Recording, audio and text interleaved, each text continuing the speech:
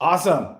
Happy Saturday. Welcome to the 2021 Portland Film Festival, sponsored by Comcast. And thank you for all of you subscribers out there accessing our festival by grabbing your Xfinity remote and simply saying Portland Film Festival. So today we have a bunch of directors that I'm excited to talk with. And let's go ahead and bring our first director on. Go ahead, Michael. Hello, how are you? Hi, how are you? Oh, it's an exciting Saturday. It, Are you? How are you? I'm excited as you are. This is super fun to be able to come here and talk to everyone about my film. Yeah, we are excited, and actually, we have a clip of your film that we're going to play. And I thought we'd watch it, and then we could talk a little bit about it. How does that sound? Yeah, that works for me. Okay, go ahead, Michael. Play the clip.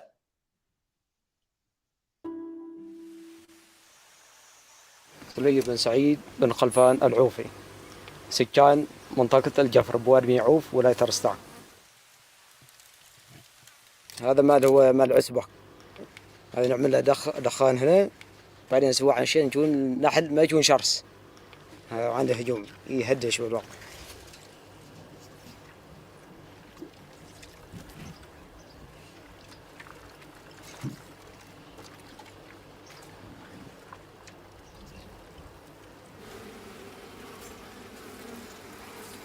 راسه شوف داخل. هذا على نزله. شوف الطريقة كيف داخل. تربية العماني، نحل العماني هو هذا. تنس داخل الجذوع النخيل.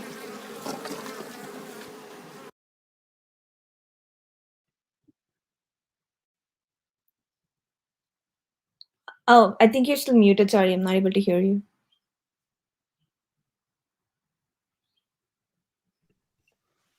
Can you hear me now? Yep. Awesome.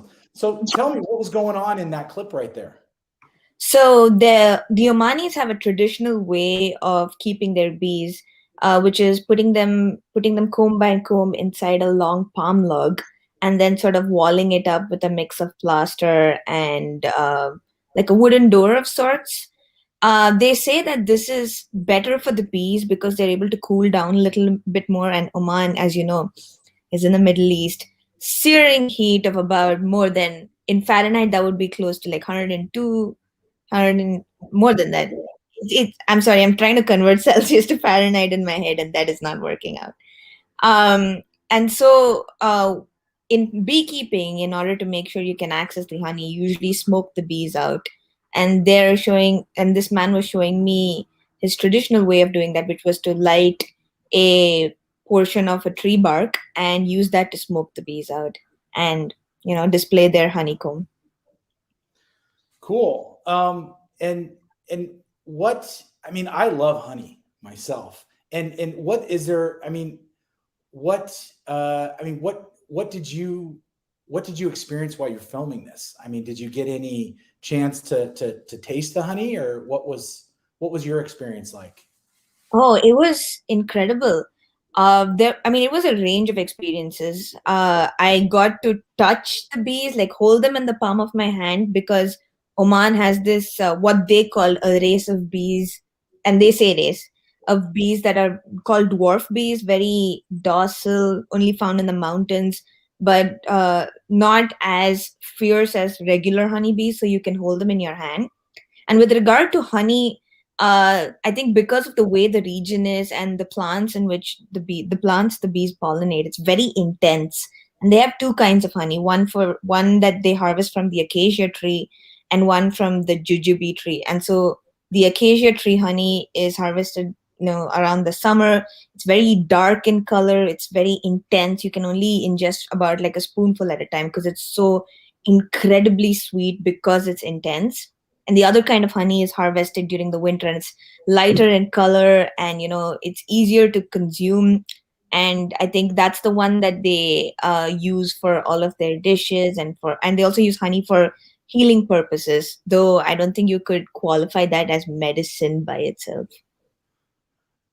Yeah, I personally I love honey. I don't know about you, but whenever I cook, I try to use a little bit of honey, and I think it's kind of a secret to make it taste a little sweeter. And I feel sometimes when I eat dishes that taste really good, I feel like might have added a little bit of honey. Um, so obviously we loved your movie. We loved just the visuals, but also just the richness and just the mystery of what was going on there. How did you come across this story? Well, to put it very simply, I actually made this film when I was in grad school. That's around 2019, 2020. And I was looking for something to make a film about in Oman because, I was going to go there during the summer. And I Googled it, and beekeeping was the first thing that popped up. So I'm like, you know what? I'm going to concentrate all my energies onto this. But then the more I did research, the more fascinating it became. There's not a lot of online information out there with regard to specifics, like, what do they do specifically when they're shifting from one method to beekeeping to another? Who do I ask questions about? So on and so forth. And it was kind of like a roundabout way that I arrived at my interviewees and the people I was supposed to talk to. Like, for in one case, when I needed to talk to an expert, I actually had to find an artist on Behance who had seen these honeybees, contact him, and he gave me the contact information of someone who was an expert on beekeeping in Oman. And similarly with the beekeepers, my father was in touch with someone who had started up a tour company, and he's actually the narrator in this film, and he's good friends with my dad. And so this man, through sheer force of his guides and his friends alone, took me to all of these places where I could speak to the people who were keeping the bees and interact with them and find out what their lifestyles were like and what kind of joy they found in beekeeping.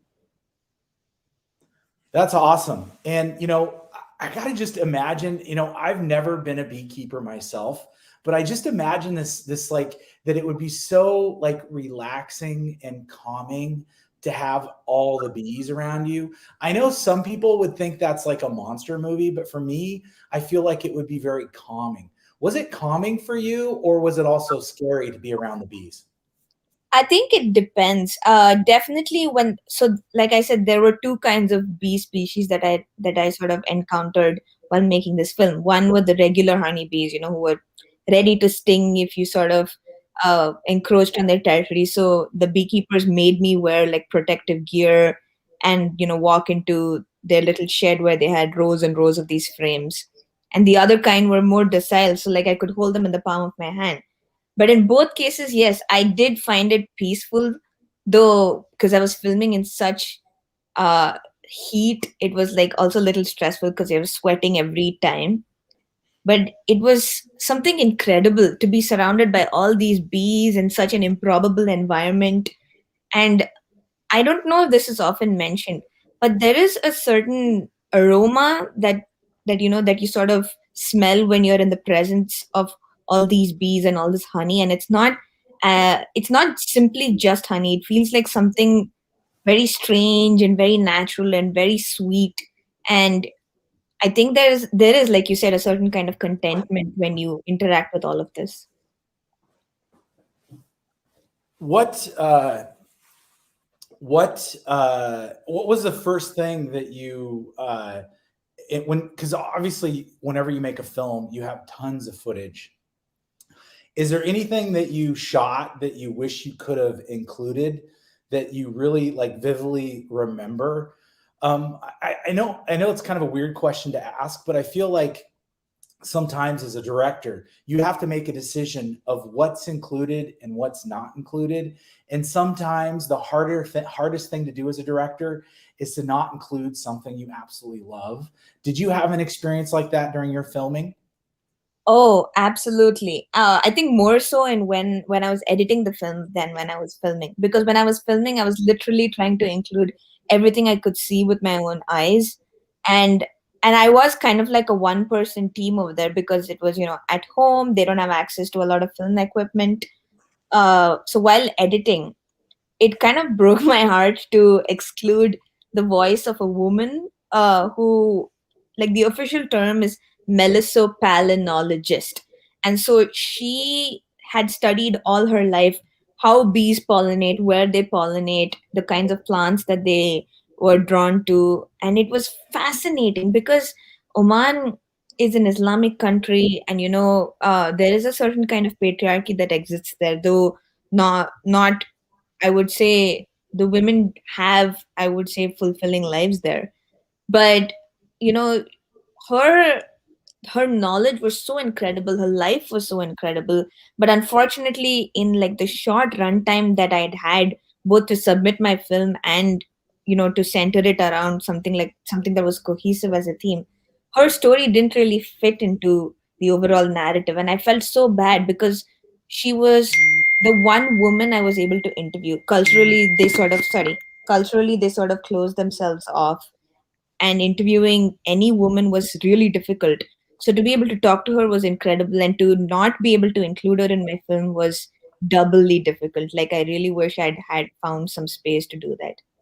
Well, I would invite you to send us that footage, and I would love to share that on social media to help promote your film. We got one more clip that we'd like to watch. Michael, let's go ahead and watch that last clip.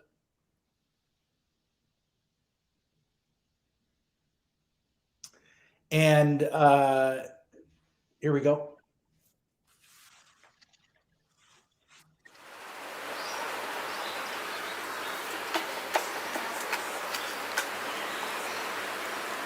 There's a lots of people in the world, they don't know Oman. We hear a lot from our clients, the family of them, the friends of them, they speak with them, where you are going? We are going to Oman. But where is Oman? And what you going to see there?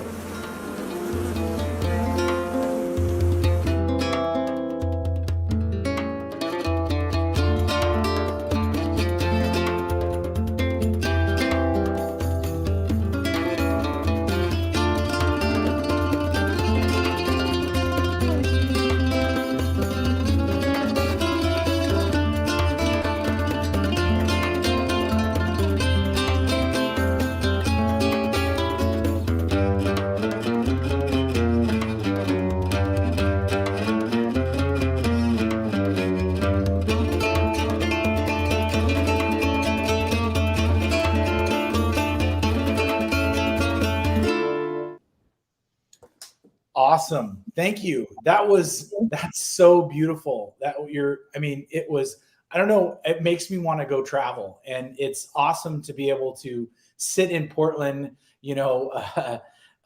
quarantining and, watching this, because it really feels like I'm traveling there. So you did an amazing job. Congratulations on completing your film. And I know it was a school project.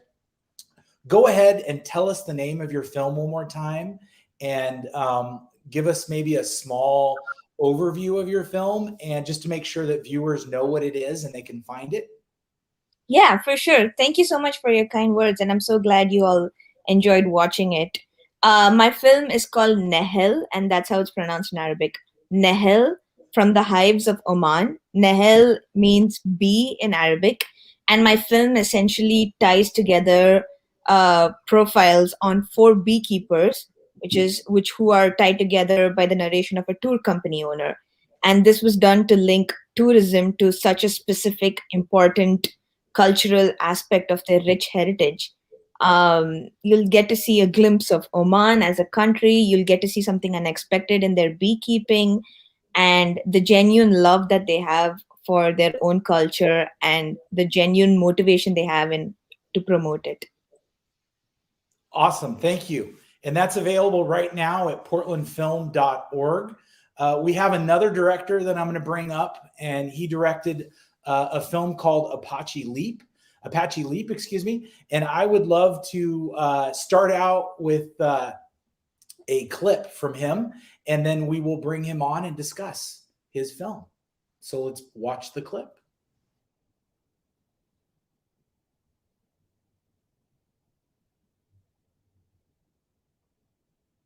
Eventually the clip will come. It's the clip gods. They sometimes take a little longer than we like. but they should be up pretty soon. Once again, you can watch the film that we just talked about at portlandfilm.org. We'll be screening films October 6th through November 8th. And if you grab your Xfinity remote, like I have at my house, you can simply press the Xfinity voice remote and say Portland Film Festival, and a selection of movies will come up on your screen. So if you're a Comcast subscriber, you're lucky. So we'll go ahead and watch this clip now. First clip.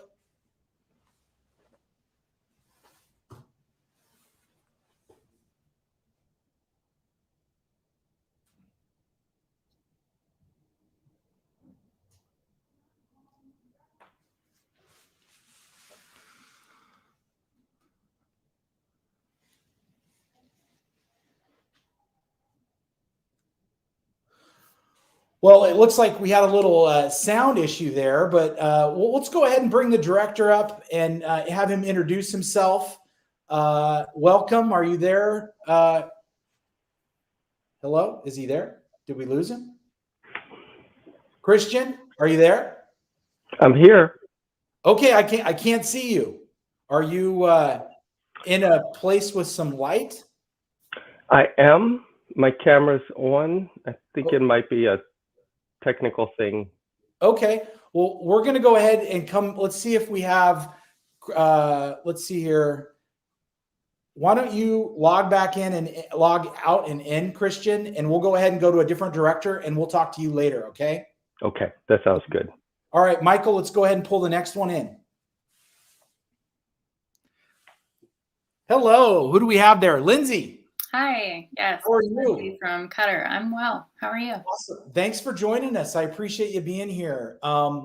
And, you know, it's the wonder of the new world. You know, technology is so great, but it's also so devastating when it doesn't work. Right. Did you have any of those kind of devastating technology moments when you made your film? Not that I remember, but Dan just hopped on. Do you remember any tech issues that we had? Yeah, Josh, great to see you again. It's been too long. Yeah, how are you doing all right. Yeah, we had more in post where like just files weren't. It's kind of boring. It's like files would line up, and when we're doing effects, one thing that's our practical team, like we had a lot of moving shots with effects, and that makes it very hard for the VFX person in post to fix up stuff. So just we had to, we didn't really have a lot of bad things as far as technical, but our actress was allergic to vegetables, which is strange, and I didn't believe her at first, and then she broke out the first night because one of the makeup removals had a some kind of avocado in it, and we got very scared because we were hoping that our swelling went down and we could just continue to shoot, which it did, but thank God.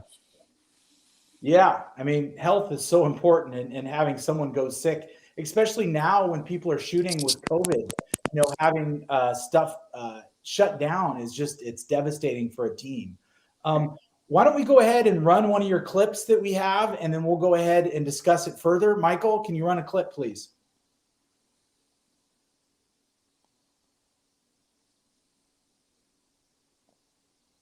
Do we have a clip? I don't think you had one. You guys, oh, you didn't send a clip. Okay, I apologize about that. Why don't you guys tell us a little bit more about your film? What made you decide to make it? What was the reason behind it? So I think Dan should lead with the story he told when we were talking before this, and then I'll go. Okay, yeah. So I was at a festival, this is years and years ago, not Portland, and I won't name what it is, but I went to their midnight horror screening, their shorts block, and it was like nothing. I literally saw 5 like buttholes during this, and it was all comedy, and it was all like just gross out stuff. And I kind of was like, well, I'm kind of in the mood for like real horror and dramatic horror and stuff that not just funny. There is a place for what I was talking about. I'm not saying it was bad, but I wanted to do something different, especially since the comedic horror stuff has kind of taken over shorts. Yeah, and so Dan brought that premise to our screenwriting group that we were both in, and I just thought it was crazy how the universe works because I connected to the story in so many personal ways. I had been a cutter as a teenager, and I had had lots of ride or die friendships that you have messy breakups at the end of them. And I had had a relationship with my mom that was complicated, and we couldn't really understand each other. And she took a lot of things that I did personally. I was struggling with emotions. So this story just resonated with me. And I was really excited that Dan wanted me to write it with him and make it with him. So together we wrote 22 drafts with the main goals of trying to make characters that you could really feel for, and make a drama as much as a horror so that you really felt the emotional gut punch of the horror moments. And we wanted to make a monster that was something that we hadn't seen before. And then lastly, we wanted to involve as many women as we could. And we were able to make 60% of our cast and crew female. Cool. So, I mean, you guys didn't send us any trailers or any clips. So was that on purpose? Are you trying not to get your footage out there? Or because some people, they don't like to show footage because they want to sell their films eventually. Are you guys selling your film or? No, we just didn't send it. I'm sorry. Okay, no worries. I was just curious because some people who don't send clips, it's usually because they've sold their film. That would be nice. Okay. Well, excellent. Okay. Well, why don't you guys give us the name of your film one more time and let people know, something about it, and we'll encourage them to go out and watch your movie. It's called Cutter.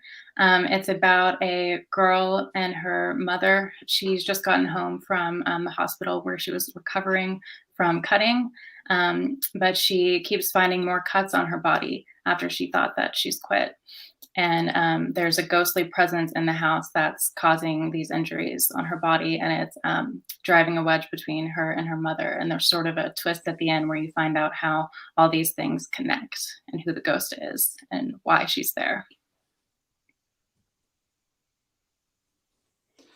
Awesome. So Michael in our tech is somehow showing us your image that you sent in. Thank you, Michael, for showing that. We appreciate that.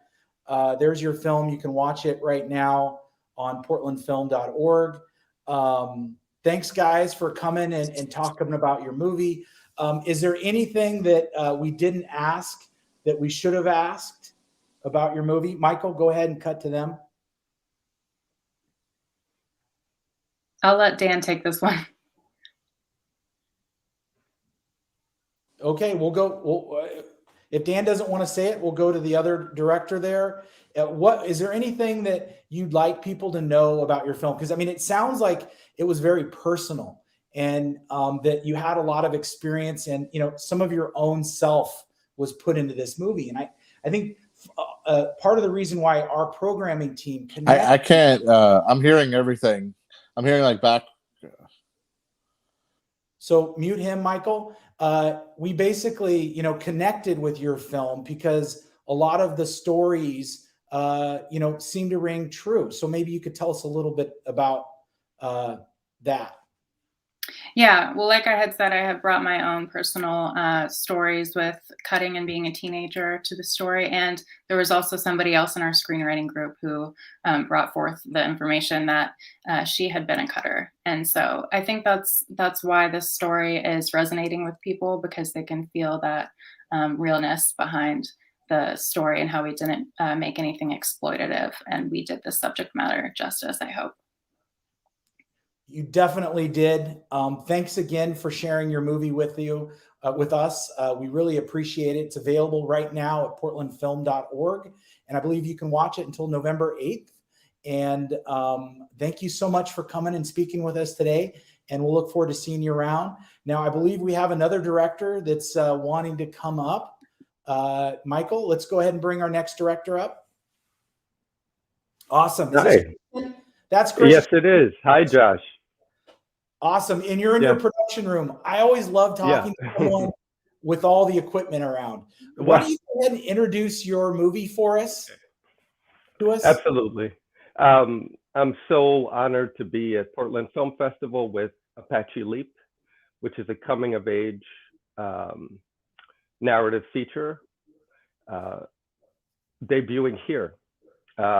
It's an independent film produced in collaboration with the San Carlos Apache tribe in eastern Arizona, and it's the product of an entire community coming together in a vibrant and like completely committed way to make this shared vision that we had to tell a story that highlights the challenges as well as the beauty of the reservation. Yeah, and I know our team, I'm not sure if you know that Joe, our director of program, is Indigenous, and your movie really connected with our programming team. And, you know, I was talking to Joe a couple days ago, and we were doing an interview, and I asked him what his favorite movie that he's watched and he's connected with the filmmaker about, and he talked about your movie so lovingly. And Wow. thank you so much for screening your movie with us. You know, he told me a story that I'd love for you to tell me a bit about. He said that you, once you were done filming, you actually made some movies with some of the kids on the reservation. Maybe you can tell me a little bit about that. You spent like a couple weeks there. Sure. Well, there's a lot within that. I think Apache Leap is the culmination of a 10-year relationship, a sort of media-based relationship between myself and the community. I was first introduced to the great folks in San Carlos about 10 years ago, when I was invited to spend a few weeks there teaching film and video production at a high school one summer. And I had already sort of been in a lot of Indigenous spaces globally as a documentarian, but none really in my own country. And the experience of being in San Carlos was it was life-changing for me in many ways, and I formed so many lifelong friendships and relationships with folks there, people that you know, we consider ourselves family, and so I kept coming back, and there was a documentary short that sort of preceded Apache Leap. It's called Racing the Past. It was made in collaboration with about a dozen young people, teenagers and folks in their early 20s, who like fearlessly sort of collaborated on sharing their stories. They also served as their own crew in the production of that documentary. It's always it's kind of fundamental to my orientation as a filmmaker, to disrupt the standard hierarchical power structure of some outsider coming in with a bunch of resources and stealing stories, essentially. So it's always the documentary, all of the short films we've made, and now Apache Leap, all of them have been this like grand collaborative community-based celebration of life in San Carlos. The crew is majority indigenous, which we're so proud of. In order to make that happen, we raised the funds to mount a training module, kind of a 2-week boot camp that we called the Native Arts Film Academy, early in pre-production, and invited as many young people from San Carlos who were interested to join us, get paid a stipend to get this deep dive into the nuts and bolts of indie film production. Well, that's from what I hear, your academy you put on, really educated a lot of people that didn't have the opportunity to know about film. And that has always been something at the festival that we've supported and we love. Yeah. I'd love now to watch a clip of your movie here and then Please talk about it. So let's go ahead, Michael, clip. All right, I guess. Come on, it'll only take a second. You can wait in the car. I got a lot to do today, Al. I got a lot to do today, Al.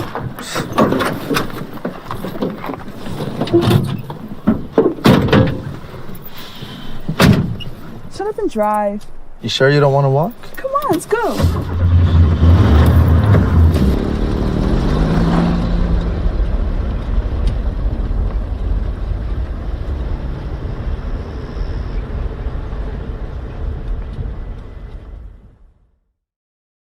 It is not hard to see why our programming team really connected with your film.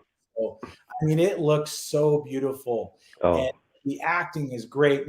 Maybe you can talk to us a little bit about that scene and how that maybe was it something that happened quickly, or was it a 5-day shoot, or what was that? Tell us a little bit more about what happened. Yeah, sure. Well, there's so much to say. It looks beautiful because we were so lucky to gather an incredible production team and to pair them with local San Carlos youth who had come through that training academy, and together they were able to really just make magic. But that scene is really the beginning of the second act of the film. Allison, the young woman, has just returned from having been on some adventure for about a year, and she's just returned back to the reservation. And Keen, the main character, her brother, he's an aspiring artist, but is really kind of directionless. But on this day, and the film takes place in a single 24-hour period, on this day, his father-in-law has kind of really put his foot down and says, if you don't come back with a job today, things are going to change in a significant way. And he's not playing around. So what a crazy thing to get told, Yeah. It's so we have a couple other clips I wanted to look at because I love looking at your film. Michael, let's go ahead and run another clip. Remember when Dad used to take us camping? And they tell us the story of our ancestors? Of how sacred this place was? I knew you'd be here. When Uncle got in that car accident, you were here. When they told us Dad was gone, you were here.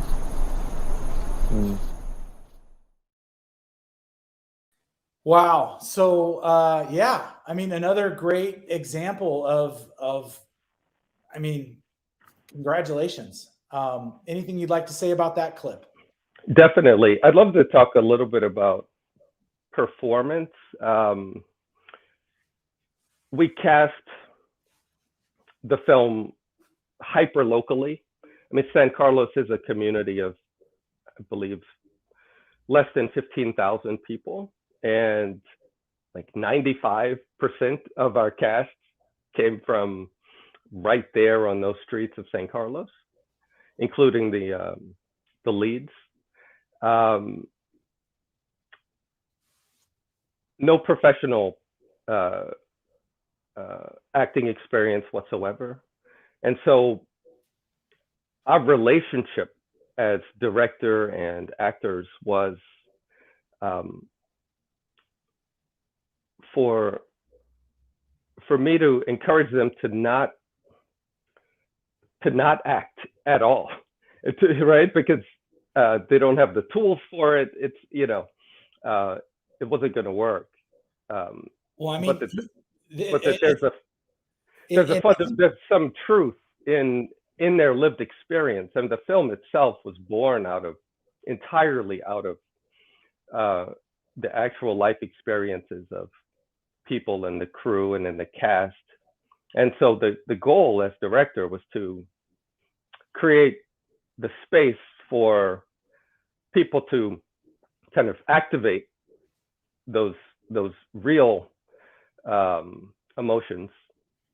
And it looks great. It looks great. Let's play the last clip we got, Michael.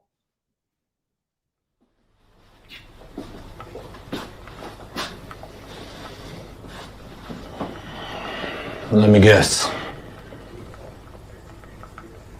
You don't have to. You already know. What are you gonna do? I don't know.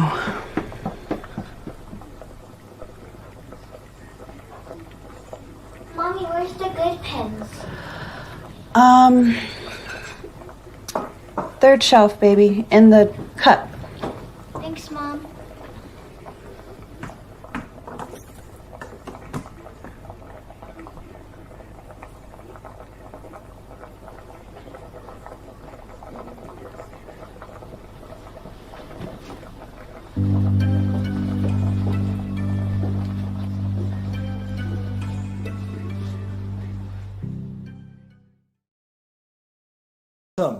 That was, I mean, just as you said, I think the performance was great. Why don't you do us a favor and let the viewers know the name of your film and give a brief description of it so they'll know what they'll be looking forward to. All right. The title of the film is Apache Leap, and it's a fast-moving coming-of-age story that follows a young man as he's trying to accomplish a simple goal, which is to turn in a job application, but faces an enormous amount of challenges along the way, both internal and external. Along the way, we get to really see the texture of life on this very special and unique place, the San Carlos Apache Reservation. And we so appreciate the Portland Film Festival and our audiences for watching. Thank you. Thank you. And we're actually going to do a little bit of a group chat here later. So don't go anywhere if you don't mind hanging out there. The next guest we have is Kayla, I believe, or Kalia. Hey, Kalia. Hi, it's Kalia. Nice to meet you. Sorry about that. No thanks for being here. We really appreciate it. And your film is called Of Strangers. So why don't you tell us a little bit about your film? Yeah, so Of Strangers is an animated short that combines nonfiction, virtual reality, and animation to tell the story of two people traveling through a city during a heat wave that is both somewhat recognizable, but also a little foreign and foreboding. What's foreboding?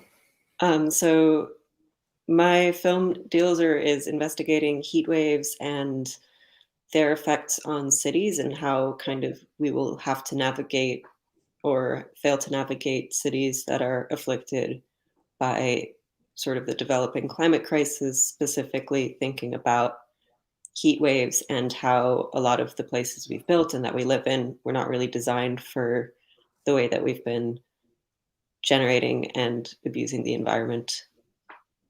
I mean, isn't that just like, I mean, it definitely hit us last year in Portland. And even this year, I think we had 115 degrees. It was just, I mean, mind numbing. Tell us more about, you know, how it is now that we're seeing this effects happen in real life compared to your movie. Yeah, well, I had been really the inspiration. I'd worked at an animation studio in Spain during one of the really big European heat waves, and that was kind of the hottest temperature that I had ever experienced. And sort of similar to imagine what you guys must have been feeling then, that kind of just total body reaction to the environment. Um, and sort of in reading a lot of the news coverage of it, what's fascinating and very horrifying is that these are sort of temperatures that will become the average temperatures in a lot of places in the world, or something that we will have to like learn to live with. But biologically, we're really not prepared to deal with. And looking back and kind of continuing in my research for the film, one thing that I found really interesting was in a lot of cities, there's such a behavioral reaction almost to heat waves and the way that we kind of inhabit this world. So I grew up in New York and set my film there. I had begun kind of reading and listening to a lot of like radio coverage and news coverage of different more historic heat waves in the city, and thinking about how ones in the future will both resemble things that we've gone through as a city, but also they'll continue to get even more dramatic and even more dangerous to the inhabitants. Yeah, how scary is that? I mean, what a ugly realization that we're all having. And I think that's part of the reason why our programming team really connected with your movie, is because it, you know, definitely deals with something that we're all thinking about right now. I mean, a lot of us don't want to think about it, but I think watching your movie really brings that into a space that we can start to discuss things. And was that kind of your goal of making this film, or why make this movie? For sure. Thank you so much for saying that. And yeah, I think definitely there was the personal journey of making the film was for me very immersive and reflective. And in that process, I was very much hoping to reflect that outwards as well. One of the things that I was kind of fascinated on the technical side was I'd kind of started to become interested in animation and different kinds of techniques. So a big part of the film was working in building the environments in virtual reality and then kind of filming within these made environments. A lot of my background had been in nonfiction filmmaking, and I had wanted to bring that into animation, specifically, I think, in the context of um, filmmaking and the environment. There's an element of living in the world that I wanted to bring into the film that kind of comes from being in an environment. And I felt that if there was sort of a way to help people inhabit environments that might not exist yet or will exist in the future, that was something I was really interested in exploring. So creating these environments and then inhabiting them as a filmmaker and then having them be in the animation was a way that I was really hoping to visualize and involve people in kind of the journey of like discovery and learning that I'd had making this film and thinking about the environment during that process. Yeah. And you made this film all in Spain, or did you make it here in the States, or was it kind of a Um, combination? this was actually made when I returned and as my undergraduate thesis at Harvard. So I had made this film over the course of mostly of a summer and the 2 semesters around it. So there was that experience of actually while I was making the film, there was another, not as historic, but somewhat big heat wave happening in New York. So I'd incorporated a lot of the radio footage in my film came from that summer. Um, so that was kind of, even while I was making it, having the chance to also be absorbed in it was definitely integral to the film. Cool. We have a clip that we're going to watch really quick, and we'll talk a little bit more. Michael. If we start with Con Ed, is it ready for what's to come with demand? Yeah, they say they are. Obviously, that might be kind of a dubious thing for people people to believe following what happened this past weekend. But I asked the president of Con Ed, his name is Tim Cawley, if that blackout last weekend is going to have any impact this coming weekend, whether it be manpower impact, capacity impact. He said no. He said everything that went down in that blackout is now back up and running. They say they essentially spend all year preparing for this type of a weekend. But if the air temperatures at night are still in the 80s and the heat index is still around 90, the body doesn't even get a chance to cool off. And so the next day and the next day, it just feels worse and worse and gets more and more dangerous. And that's why I think those two things are going to be quite a concern as we head on into the upcoming weekend. Which areas of the tri-state get it the worst this weekend, Craig? Everybody is going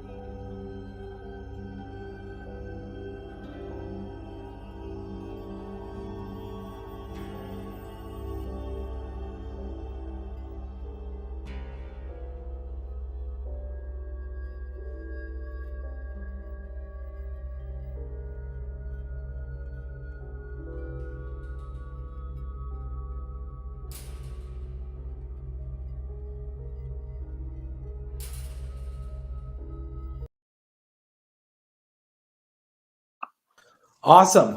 And, the music was so eerie, and then just to hear the radio, and it sounds like the radio you just pulled from real life radio. So that was awesome. Yeah, I was so lucky enough to work with a really brilliant young composer named Ben Sperling, who we worked kind of actually building the music around a lot of the radio and the ambient sounds. So definitely something thinking about how to bring kind of an audio element into feelings that both kind of heightened but also still kept it realistic, something that wasn't too, orchestral or something that kind of took you out of the moment, but just kind of helped take your mind to that place. Yeah, we really loved it. And I think that it's movies isn't just watching something on the screen. A lot of times it's the experience that you're feeling watching it. And I think that, even today, as we watched that little clip, it felt eerie, and my body really responded to your film. And we really appreciate you screening your movie with us. And if you can go ahead and let our viewers know the name of your film and give them a brief synopsis, that would be great. And we can end there. Yeah. Once again, thanks so much for having me virtually. So hopefully one day in person. And the film is called Of Strangers. And it is about a young woman and an old man traveling home through New York City during a devastating heat wave. Thanks so much for having me. Thank you. And remember to stay around for a little while. You can stay back in your green room. We're going to bring back some of the other past guests to have a panel for a little while. But next, we're going to go ahead, and our next person up, let's bring them up. And we have Erin. Erin, how are you? Great. How are you? I'm doing great. Thanks for joining us. Absolutely. I'm stoked to be here. And where are you at? It looks like something's going on. A nondescript office area. I am in my office in Los Angeles. Awesome. Well, you're not too far away. No, I'm not. Why don't you describe to us your film? What's it called? And what inspired you to make it? Absolutely. I'd love to. My movie is called Moon Manor. I am the co-creator, my writer, director, producer, Machete Bang Bang. She couldn't be here today, but she's hopefully going to hop into a director chat in the future. Our movie is about one man's last day alive. His name is Jimmy. He's 80 years old, and he's got Alzheimer's, and it's worsening. So he's decided before he loses his sense of himself and his reality even more, he seeks medical aid in dying and has his own funeral, which he calls his funeral, and has all of his friends and families over to celebrate his life and be part of his death. Cool. Gosh, Alzheimer's is such a hard thing to talk about, because I feel like we're all maybe eventually going to be there. Is there any personal experiences you had with that type of character, or did you draw from personal experience, or was this just all out of your imagination?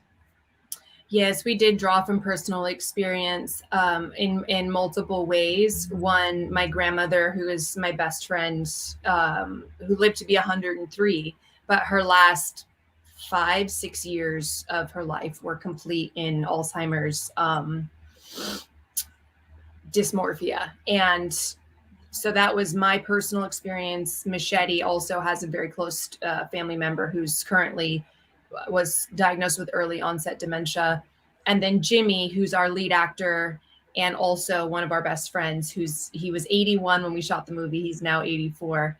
He volunteered for a long time at an Alzheimer's center for people that have early onset and have been not in this reality for a long time. So all three of us in creating the film had witnessed and continue to witness what that feels like for the experience for like the people are surrounding the person with Alzheimer's. And then we really wanted to try to portray what it must be like for the actual person going through the experience. And really, moreover, that's the central reason why the character's making this choice.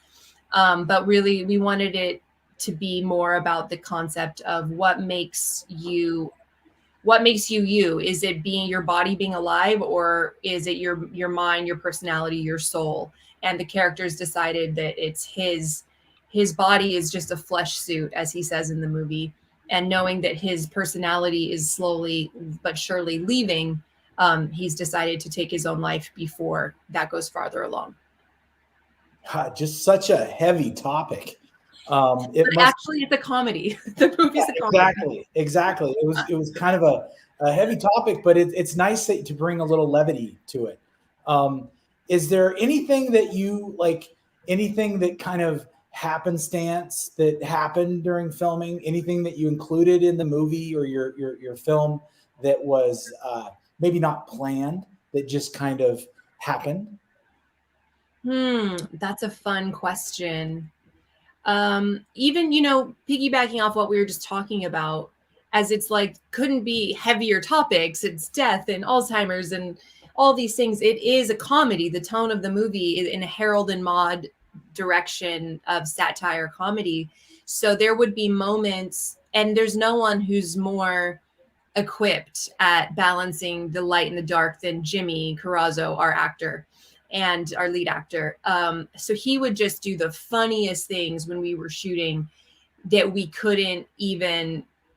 would have to just try to keep a straight face, but he would just crack everyone up. For example, he has full dentures, and he would sometimes we'd say action, and he would pop his dentures out on purpose and then pretend like it was an accident, but we would all just be in stitches. So I think there was lots of little pranks he would pull, because this is, he's 81, realizing his life dream of having a movie, starring in a movie and having a movie made about his life. So he just was having the time of his life, and he really took advantage of it and had all of us young folks just rolling in the aisles. Yeah, no, totally. Well, it looks like we don't actually have any clips from you, but we have our 1-minute intro that we might be able to play. Michael, do we have that available? Let's see here. You don't have our trailer? We have a clip, but it looks like it's not ready. So okay, we'll go ahead and not wait for it. Why don't you one more time tell us the name of your comedy and give us a brief description? It's Moon Manor, and just repeat what I said before about the log line, or about what it's about. Sure. Just let us know what it's called and give us a brief log line.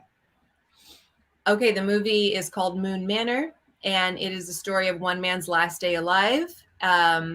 He seeks medical aid in dying because he has onset of Alzheimer's. He's in his 80s, and he's decided to throw his own fabulous funeral and have all his friends and family who he shared his life with there to be a part of his death.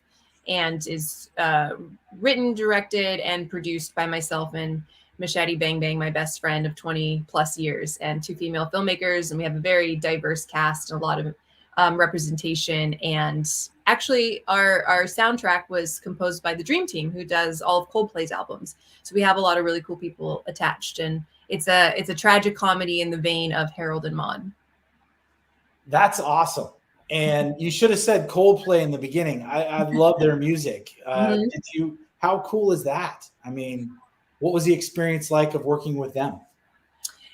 So when we were in post, a year after we'd shot Moon Manor, so fall of 2019, out of the clear blue sky, we got an offer to work with Coldplay for several months as their like in-house video. We basically shot anything and everything for them that wasn't like their big major music videos.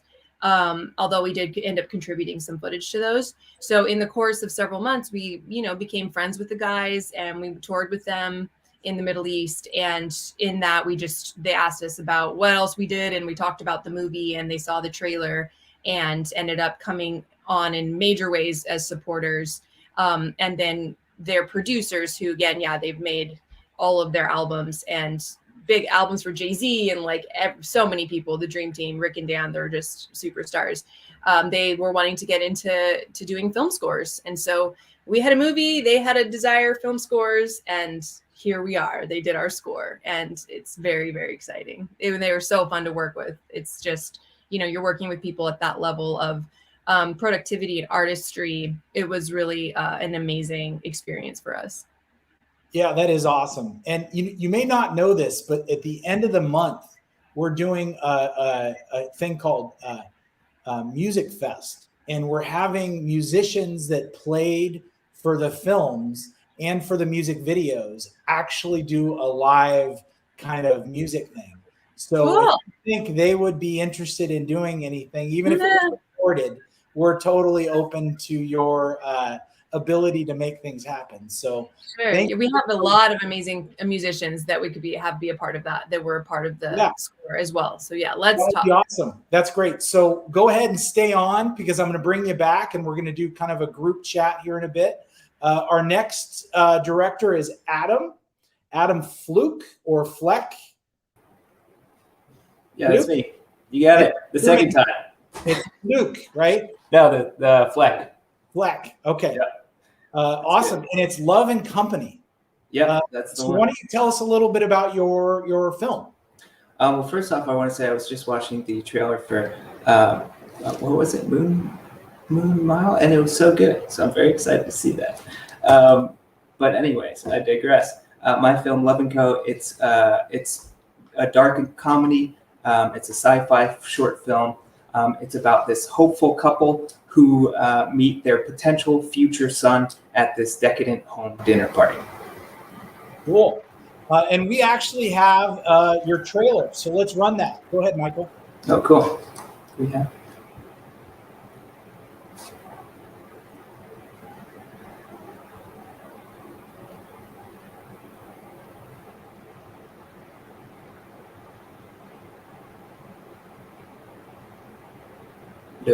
Loading.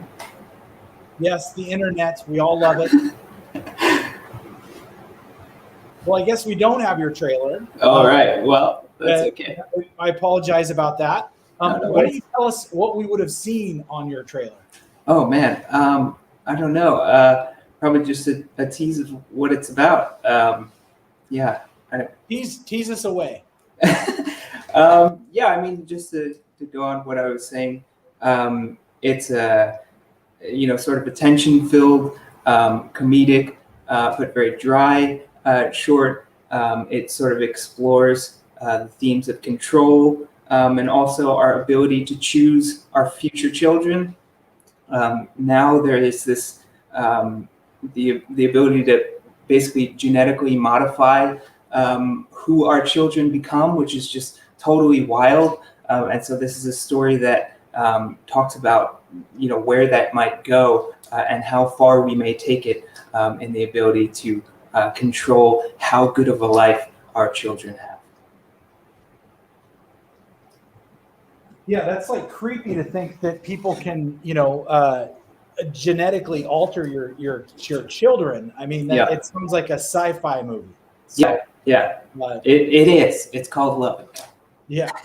No, yeah. I mean, right now I think you can change their eye color. I think you could change how tall they become and all that. I don't think only certain things are allowed.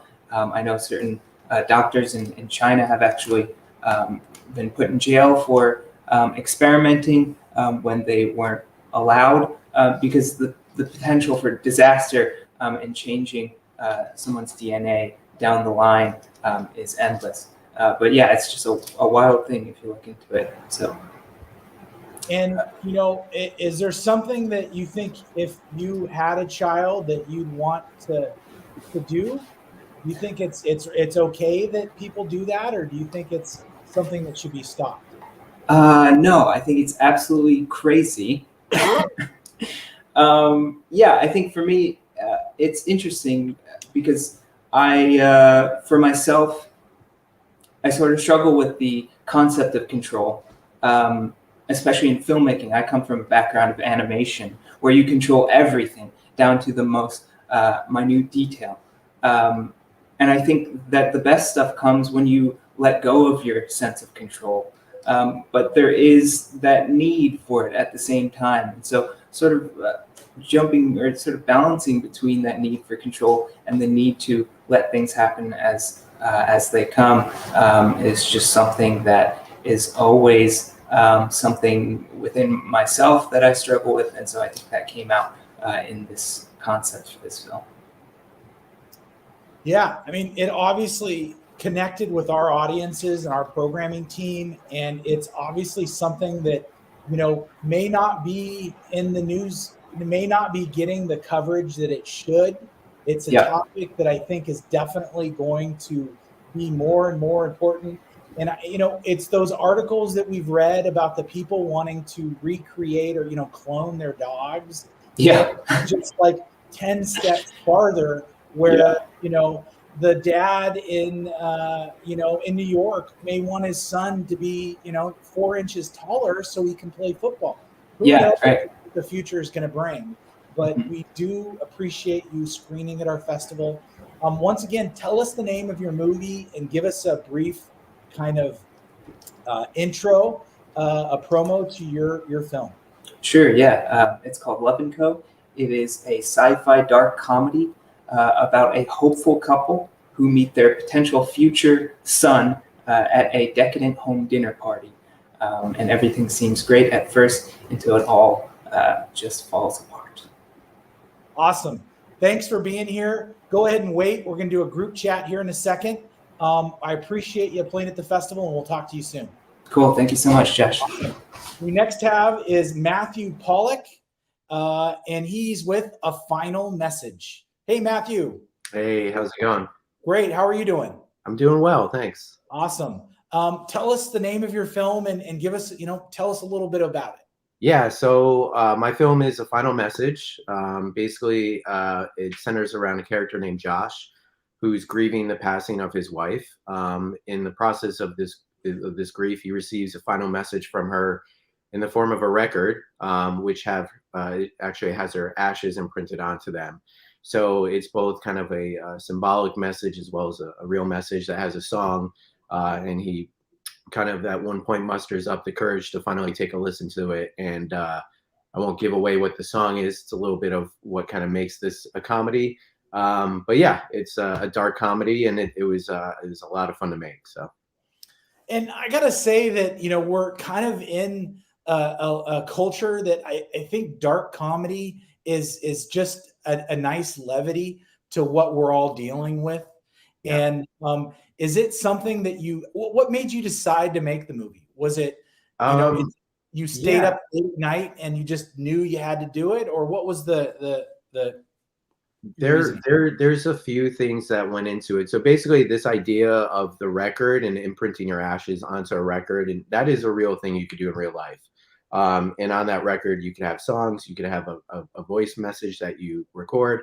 And it's a good kind of piece to give to people that they could then think of you. It's more than just ashes, and it's a nice kind of memento, so to speak. So that idea, I always wanted to do something with that. And then my writing partner, Stephen Lakioma, and I were at a concert, and this song played, and I was like, that would be on my record. And we kind of went back and forth about like what would be on each other's records.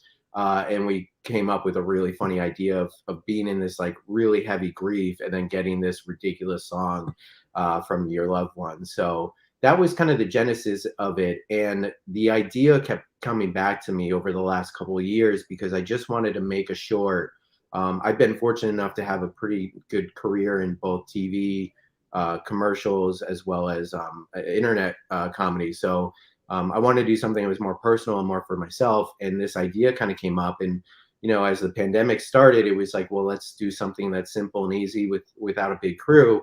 And this was something I knew I could do in my apartment with natural daylight. I could use my iPhone and kind of keep it simple and away from the big bells and whistles that kind of stop us from making something in the first place, that need for a big crew and all those logistical nightmares. So yeah, it just stuck with me. And then it was like, yeah, let's just make it because we can. And then we did, and now here we are. So it's pretty awesome. Yeah, and I got to tell you, I love that idea of putting your ashes in a record and then putting the songs on there that you want. Yeah. But I mean, how do you license music to be on your death record? And Yeah, I mean, I don't think you need to in terms of that. I needed to in terms of making the short, obviously, but for the actual process, I think it's a little more low key than that. I think they'll work. You buy the song, and once you buy the song, they'll put it on you. It's the same as having kind of a mixed CD. At least as far as I know, that's the case. And I think it's just a nice thing that your family could have that has some of your favorite songs, or even a voice recording saying a message. I think that's something that's very sweet. That I if that were to continue in the future when I pass away, it's probably something I would do as well. So. Michael, how much does that cost to get a death record? And what is it called? Is it a death record, or what is it? I don't know what. So there's a few different people that do it. The person I know who does it, I think he's located in Europe somewhere. I'm not sure exactly where. And I don't know the cost. I don't think it's going to be a ton of money. I mean, the ashes you get, and then you give them some of your ashes. But I don't know. It's a good. I need to look up the cost of it. I'll need to put it in my will, so to speak. Make sure there's some money set aside for it. So I don't think it's a ton of money, but it's going to cost something. But yeah, hopefully not a lot, because I think that's another thing with death and things like that. There's a lot of people making a lot of money on that, unfortunately, and it's it's a really tough time for people. And I think hopefully people aren't trying to do it for monetary value, but rather just a nice thing for families to have. Agreed. Well, thanks for coming and chatting with us about your film. Give us the name of your film one more time, and give us a real quick pitch, about it. Yeah. So my film is A Final Message.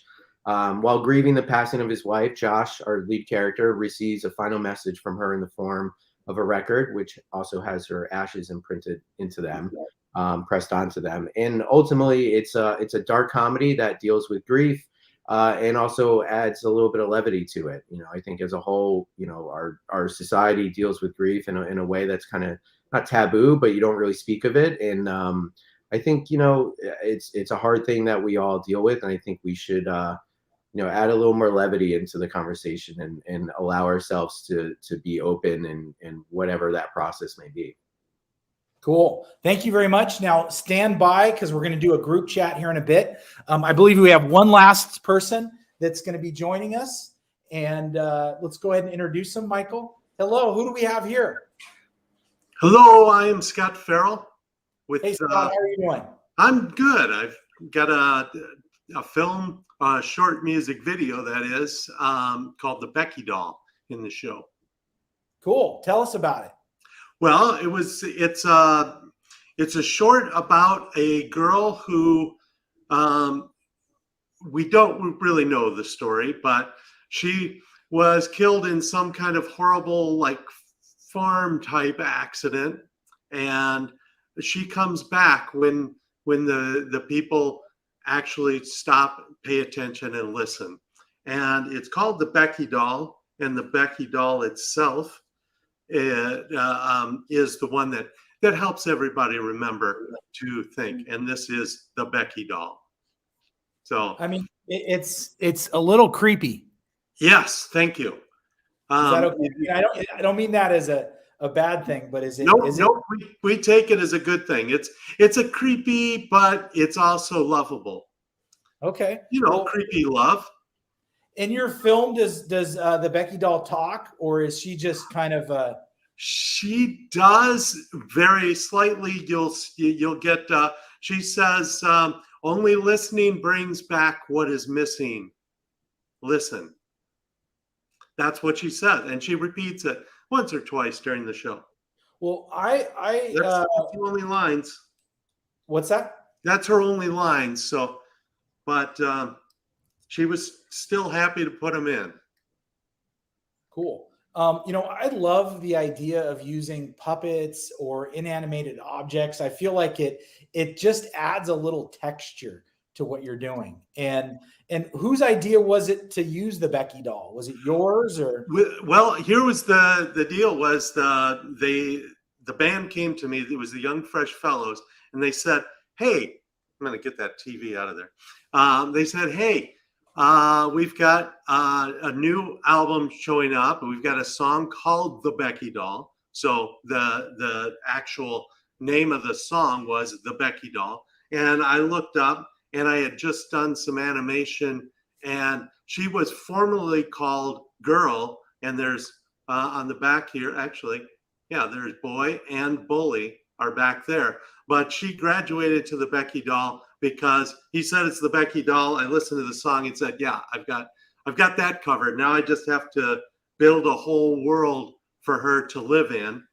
I love that. And I'm going to stop you right there because I actually want to watch the video, and we're going to pull it up and watch a little bit of it now. Is that okay? That's now, just so you know, the Becky doll doesn't show up till about a minute in. So. Okay, we'll watch a minute. Let's go ahead and watch it, Michael.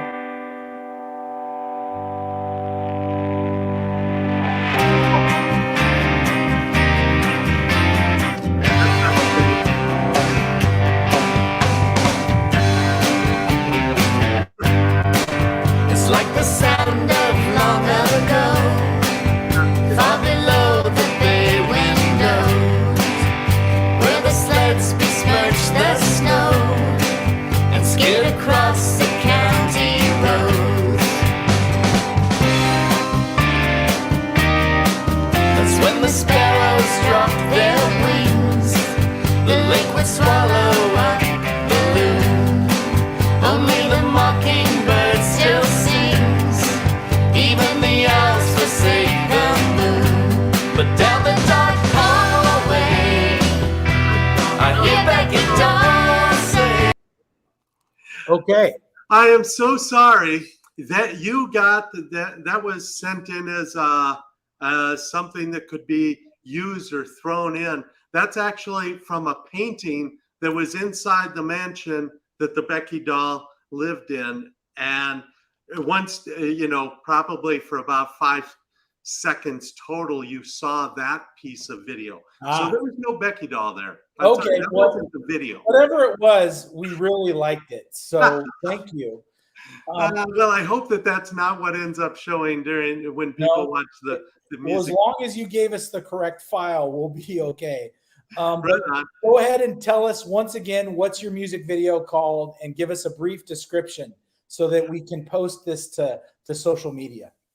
So this is the Becky doll, and it's about having your heart open and listening so that you can remember what was good about whatever came before. In this case, it was about a girl who was tragically killed in a farm type accident and is now resting peacefully in a shallow, watery grave. But the Becky doll will bring the goodness of the girl back if you only listen. Awesome.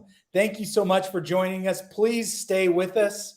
I had an awesome interview yesterday. I spoke with the director of Porcupine, which is an awesome feature film we're playing at the festival this year. Their lead actress sat down with me for a couple minutes and answered some questions. And I'm going to go ahead and play a little bit of a clip of that conversation I had yesterday. And then I'm going to bring up some of the directors that we've already talked with and some other directors that just joined us. And I want to get their feedback on some of the things that we talked about. So Michael, go ahead and run that clip. My mom did community theater. My godmom, because I was raised by two moms, and my godmom did a lot of she was involved in backstage and all that stuff. So I sort of was moderately, I mean, maybe it's an overstatement saying that I was raised in that, because they also worked 3 jobs and it was a very just on the weekends and kind of late at night. Yeah, so I kind of grew up in a community theater-ish background.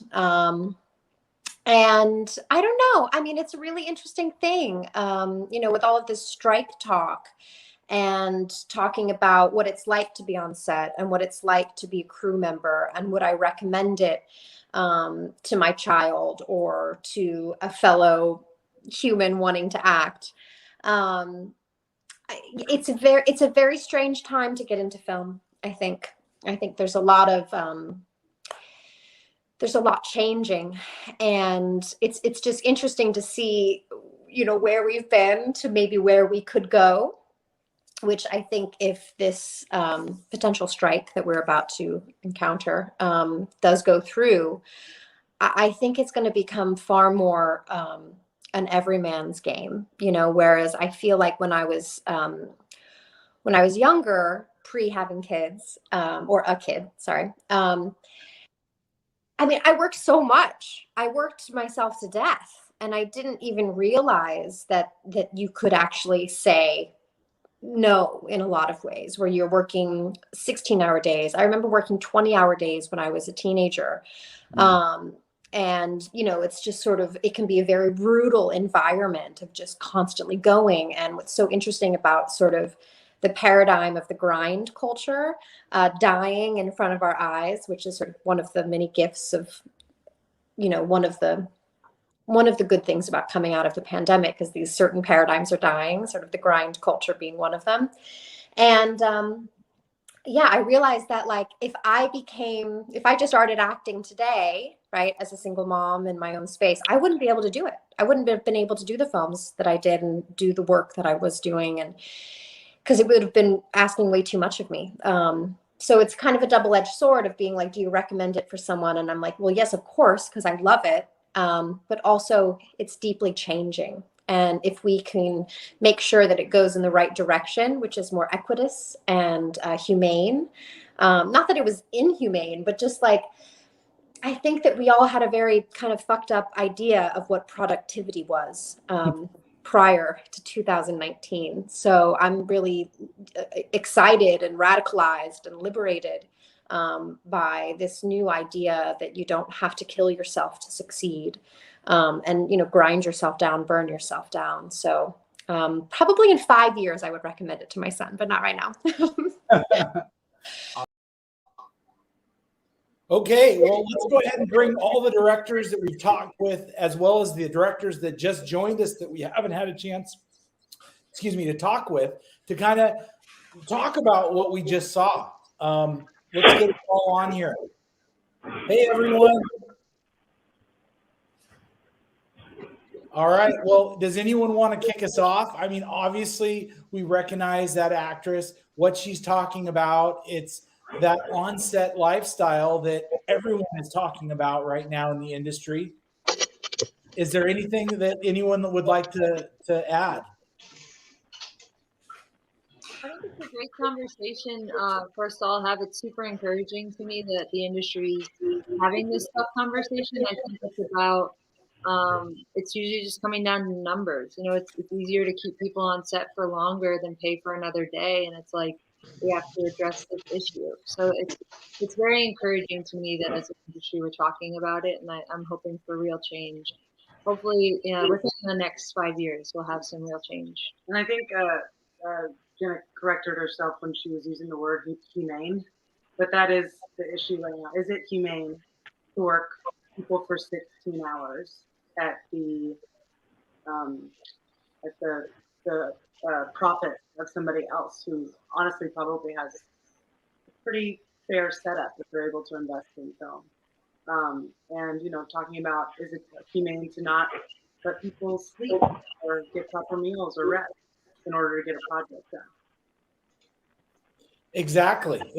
Any other comments from anyone? And guests, Yeah. do me a favor and mute your audio if you're not speaking.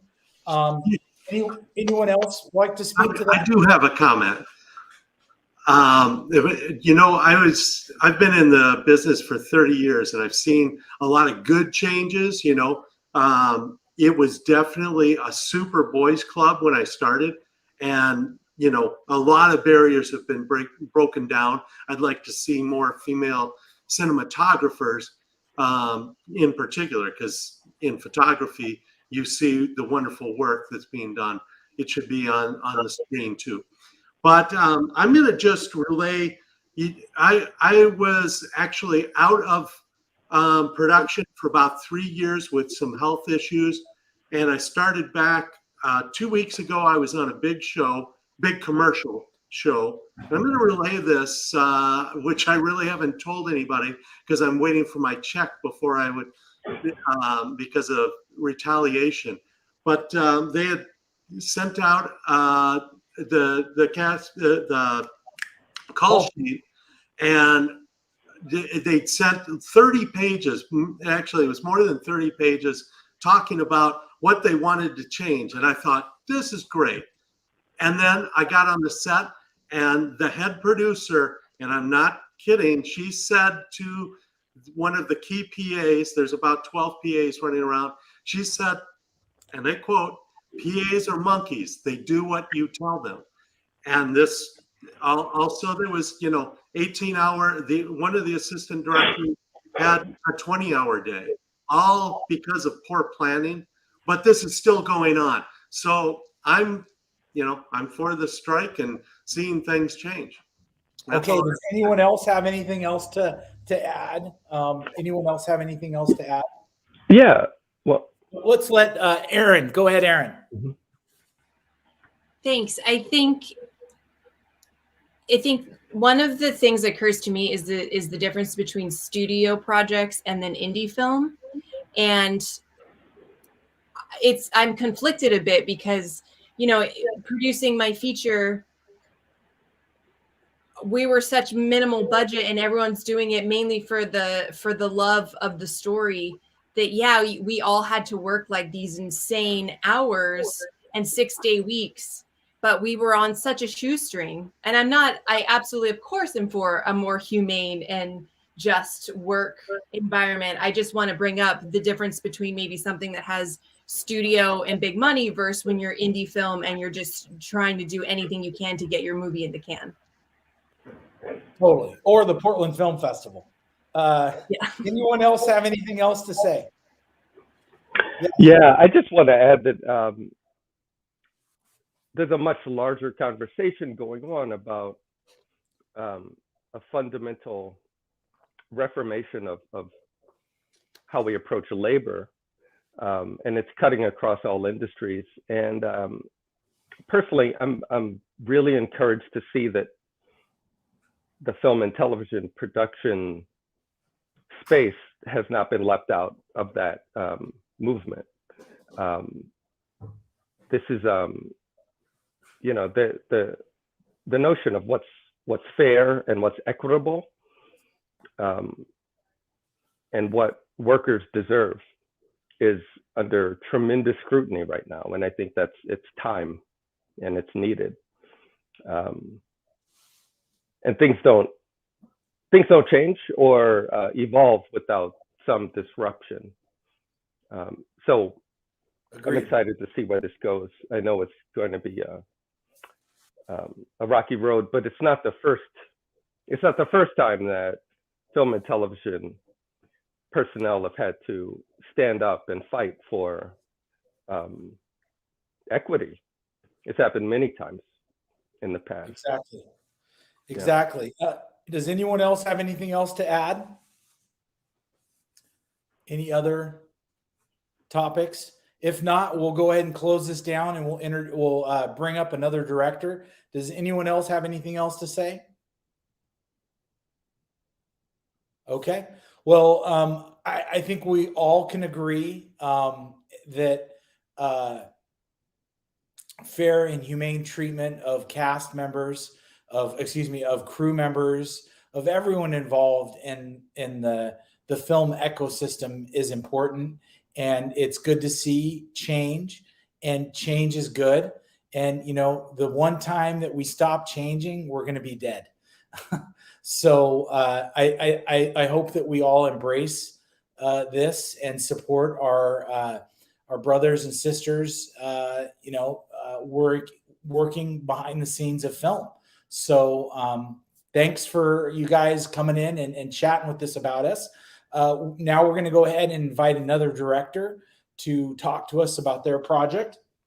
And I believe we have, yes, Savannah and Taylor. Why don't you guys go ahead and introduce your film to us and tell us a little bit about what it's called and what it's about.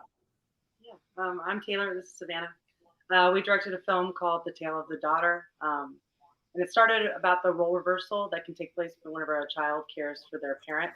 That it quickly became a superhero origin story, with dark comedic themes about self-acceptance and forgiveness. Awesome.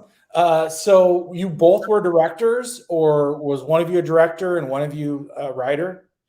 Both directors, both writers. At least Okay. agree, right? How is that working? How is that having two directors? I feel like sometimes it can be difficult with two ideas of what you're gonna make.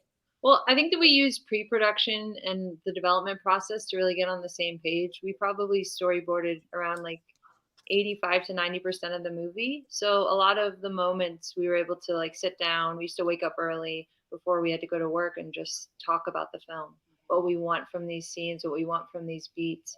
So that when we get on set, it's less of a conversation of what we want, and it's more of a conversation of how can we get what we're aiming towards. Yeah, if we're on the same page for what, for every projection of what the project should look like, feel like, it's the conversation becomes about getting what we need and not about the differences between two visions of what we want. Mm-hmm. Totally.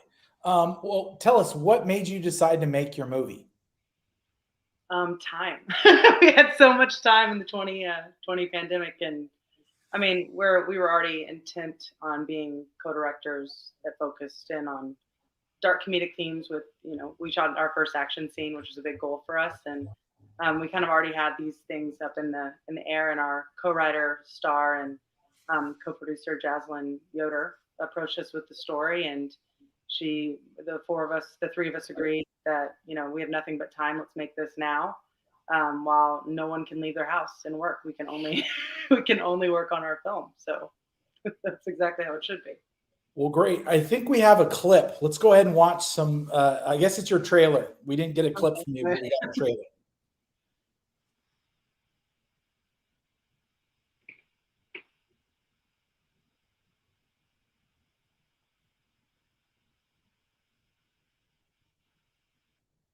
I'm not sure the sound's coming through. I think we're just going to watch it. I don't think the sound's working, but we can definitely enjoy the visuals.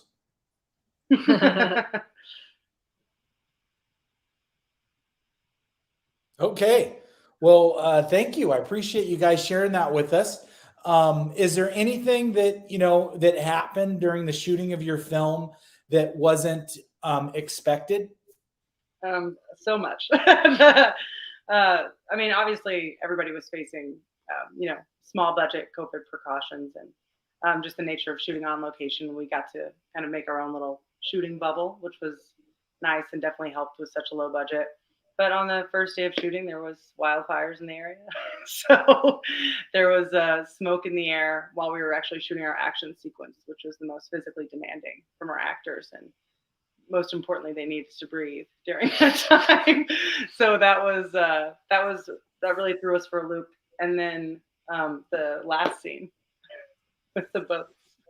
Oh yeah, we were shooting a scene where the lake in Groveland is the backdrop of the shot of all the shots, and there just happened to be boats going back and forth, back and forth. They were water skiing. Every time we reset, we're like, okay, they're stopped. Then they would come back. It was just we got exactly what we needed, but it was just one of those things that you had to kind of just get patient. It's golden hour. We need to get it now, but we're going to do it, just staying patient and grabbing it when we could. Actually, Jaslyn's mom, this was their cabin we were shooting at, she went out on a paddleboard and tried to beg these boat owners, thank you, Kim, for doing that, to just hold off water skiing until later. And then whenever she was paddling back after doing this huge sacrifice, she was in the shot. And we had to say, get out of the shot.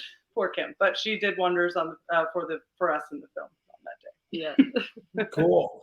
Go ahead and give us the name of your film one more time and give us a little brief description or a synopsis. Oh, sure. It's The Tale of the Daughter. The story is a daughter is caretaking for her estranged mother, and a loan shark arrives demanding $5,000, and she must settle the differences with her mother in order to survive. Cool. Thanks again for playing your movie at our festival. We're excited to watch it and share it.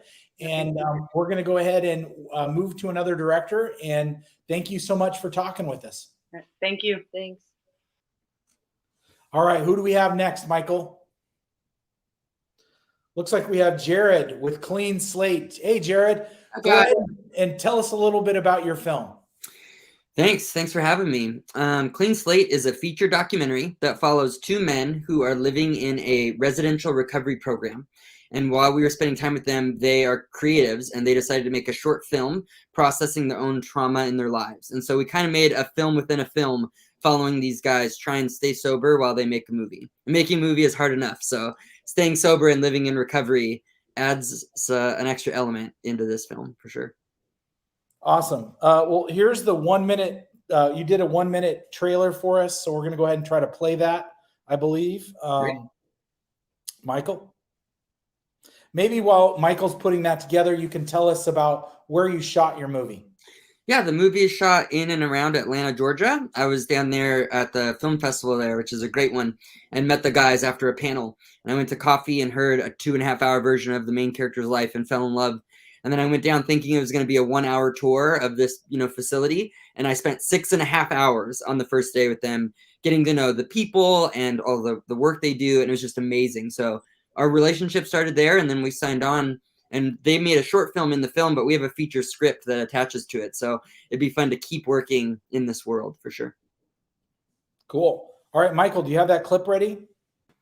Hello, fantastic human beings. My name is Jared Callahan. I'm the producer and director of Clean Slate. It is a feature documentary that follows two guys as they are trying to make a short film about their lives while they stay sober at a residential recovery program. So the film is tough, it's moving, it's inspirational. By the end, you're really rooting for them to pull it off.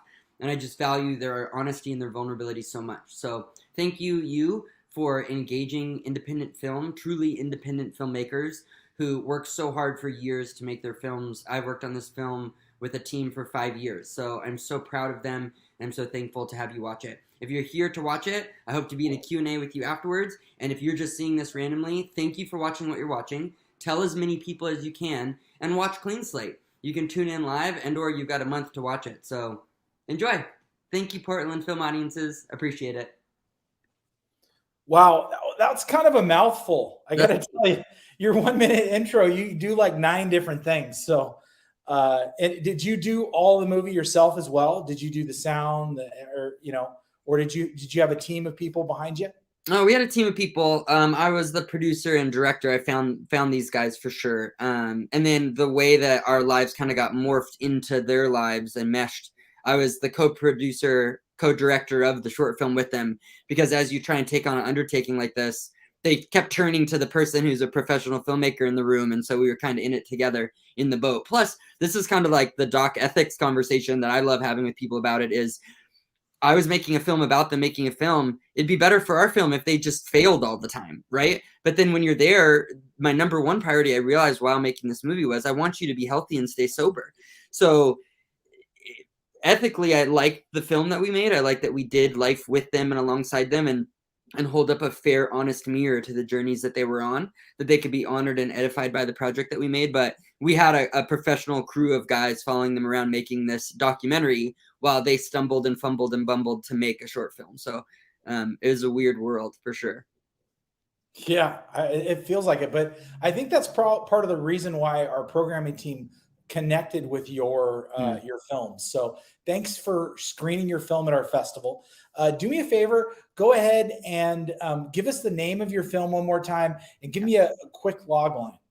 Clean Slate is a documentary that follows two men as they live in a residential recovery facility and attempt to make a short film processing their own trauma in their lives. Awesome. I love it. Thank you very much. Yeah. Hold on, because we may bring you on afterwards. So stay on. All right, let's go ahead. We've got another person who I believe is from Portland, Roland Stafford. He did Zombie Walk. And let's go ahead and watch his intro video. Hi, I'm Roland Stafford. I'm the writer-director of Zombie Walk, and it's about a guy who takes his zombie for a walk through post-apocalyptic downtown Portland. It was a lot of fun to make. I hope you enjoy it. All right, Roland, are you there? How you doing? Long time no see. I'm here. You are definitely. Yeah, it's been a while, Josh. You're an alumni of the festival, so thanks for coming back. My pleasure. Why don't you tell us a little bit more about this project and what got you inspired to do it? And yeah. I honestly just wanted to make a movie that was showing how downtown Portland had changed since the COVID outbreak and since the Black Lives Matter protests.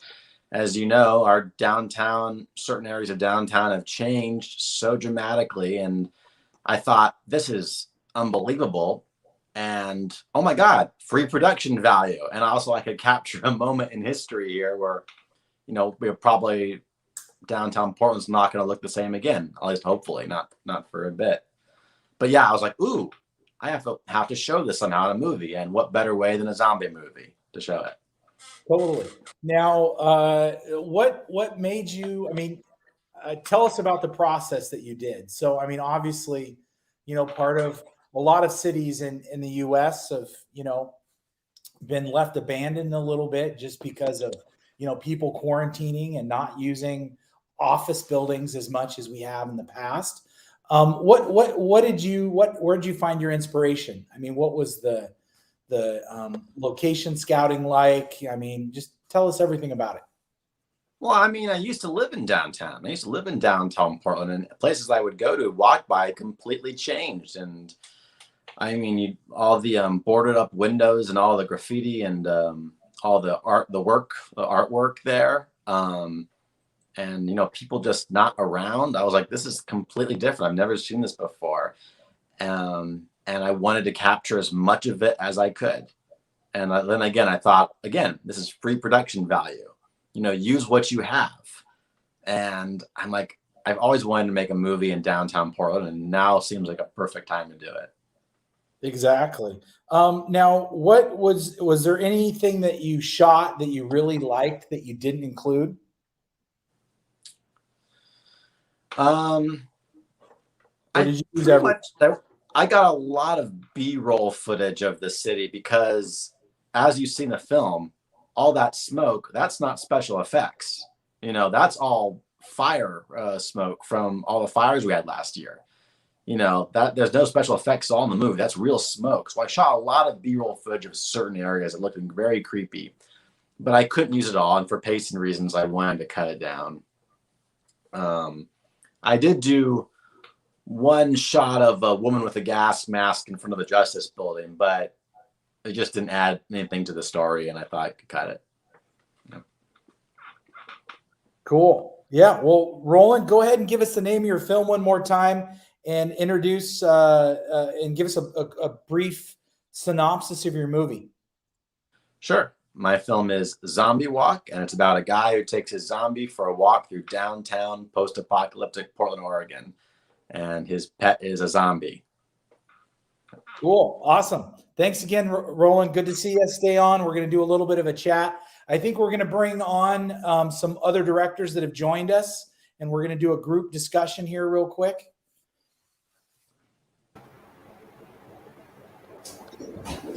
Awesome. And it looks like we still need to talk to Jeff. Jeff is the last person that we haven't talked to. Jeff, we'll get to you here shortly. Thanks again, filmmakers, for being here, directors. We talked a little bit about, the upcoming strike happening to crew. As independent filmmakers, we don't always have the amount of crews that maybe a Hollywood film has. But there's one thing that we all do as independent filmmakers, and do me a favor and put all mute to all of your sounds if you're not speaking. And then is that we get our friends to help us. And I'd like to know, maybe, what friends did you call upon to make your movie? Why don't we go ahead and start with someone that hasn't spoken? Jeff, did you tell us about the friends that you called upon to make your movie? Yeah, it was basically every single friend that I went to film school with. Like, this whole film was kind of only held together by the very generous help of some of our nearest and dearest friends, because we literally had no money to make this thing, and they all came together and took off some work, and we tried to shoot it over a weekend, but weather and disastrous happenings had other plans. But it was hugely instrumental. The only way the film got made was because we still had some very amazing friends who gave their time and their energy to help us get this thing off the ground. Yeah, definitely. Anyone else have anything to contribute? Anyone else use friends? Can they hear me? Oh yeah, sure. I could talk to you about friends. I mean, sure. My DP I used since 2010. A rock star, Christopher Giardina, and his father, Janica Giardina. Rock stars, all of them. My makeup artist was also my zombie. Because we had limited crew, because of COVID, we couldn't spread out. So they all did double shifts, they all did double jobs, and they were amazing. I mean, I couldn't have made the movie without them. Period. Yeah. Well, Aaron, you talked a little bit earlier about bringing some maybe business associates in, and it sounded like you used a lot of friends with your movie too. I mean, our entire movie was friends. Yeah, where would you be as an indie filmmaker without your friends believing in your vision and wanting to support you and putting up, listening to you talking about, I'm going to make a movie. No, now this is the year. It's going to happen. It's going to wait. This is my crowdfunding. This is will you be here? Will you work, for minimum wage for ridiculous hours? And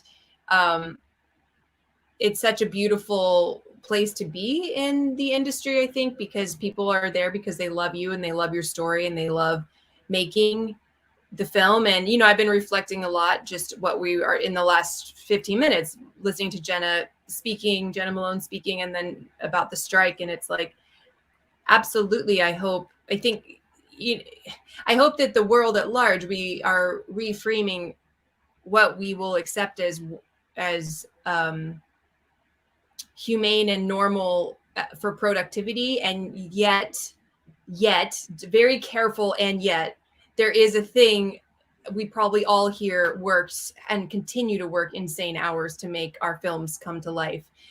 So I don't know, it's figuring out what the line is, if you're the creator or if you're the hired on, and what your own personal code of ethics is for that. But our entire film, our lead actor is my honorary uncle. My co-director is my best friend of 20 plus years.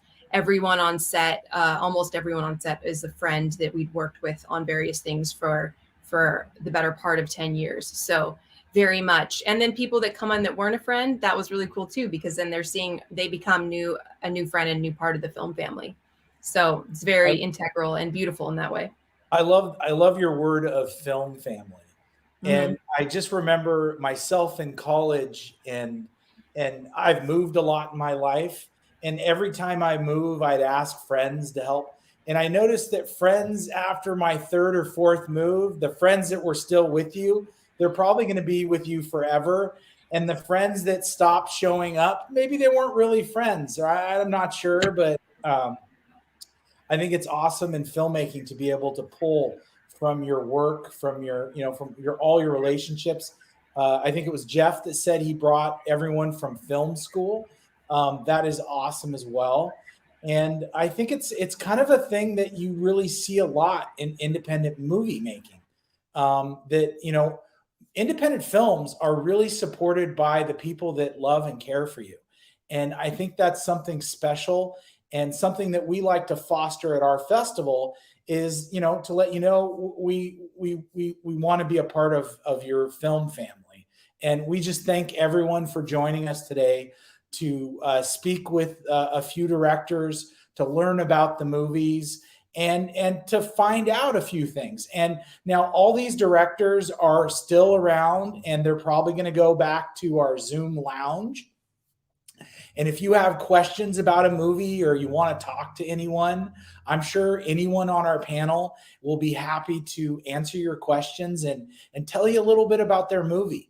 And definitely go to portlandfilm.org to watch their movies.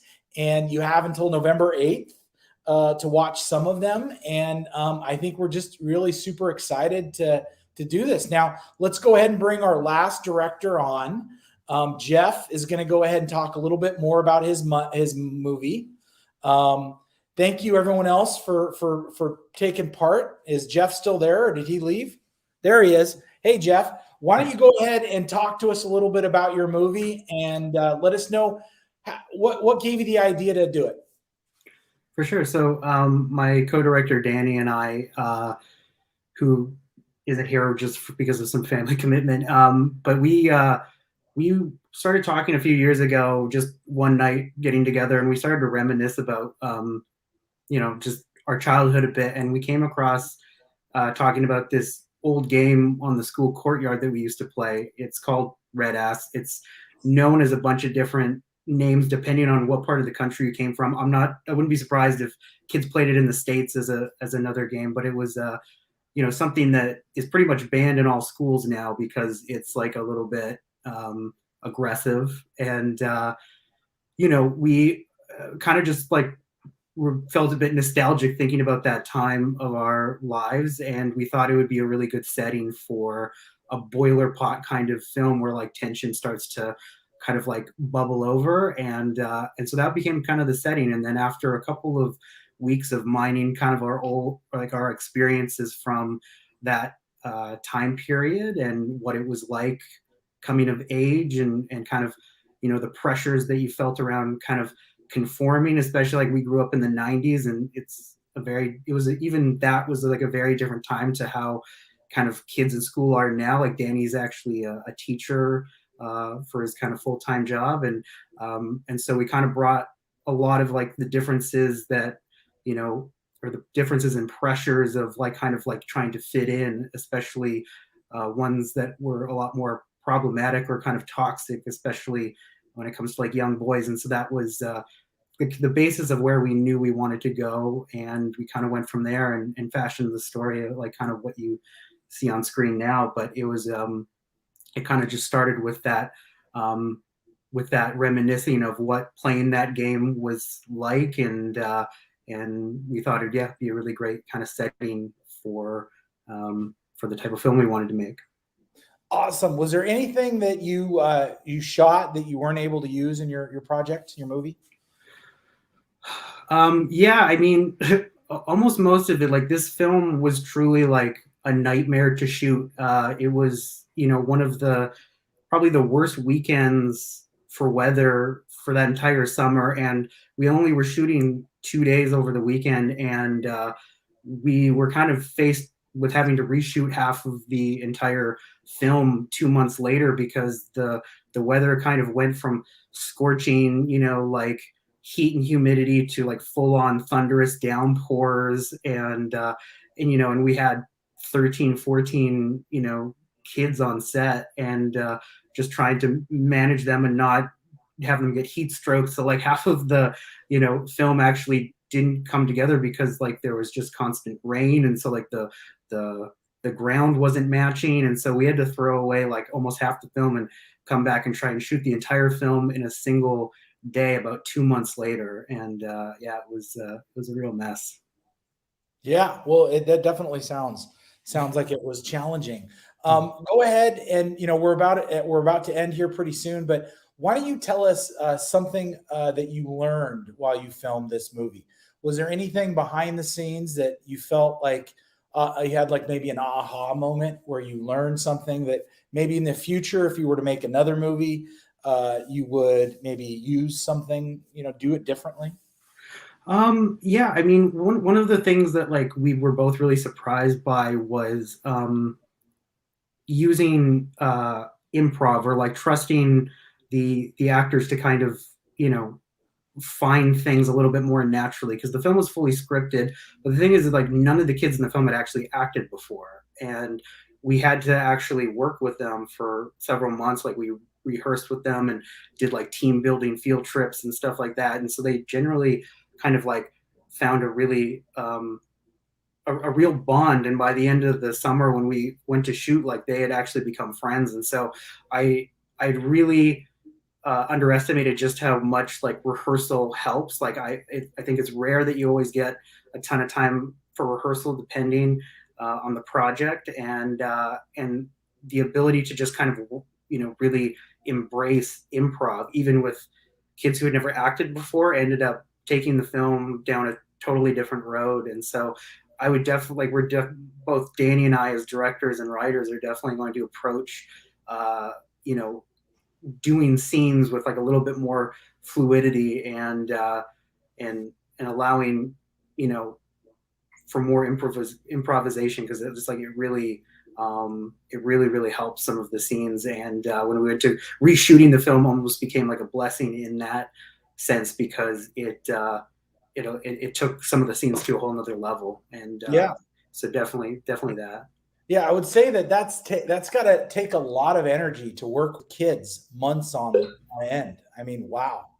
Yeah, that's kind of why, being like, I don't usually direct as like a co-director. Like Danny and I have been, producing partners for years. And this was just something where a lot of the students he knew from his time teaching, and, we had such a skeleton crew. Like I was co-directing and shot the whole film as well. And so I just knew that it was going to be a nightmare scenario to try and manage all these kids. And, especially it was bad, but near the end we had to like bring out sugary foods to keep them going. And it was just like, so having a second guy to help, manage the set, direct the film, so that like we could have our own little individual jobs, and then kind of like come together and talk out any disagreements on a particular direction, which we did a lot of, mostly in pre-production. Yeah, it was a huge help. But it's yeah, I don't recommend shooting a film in that kind of setting.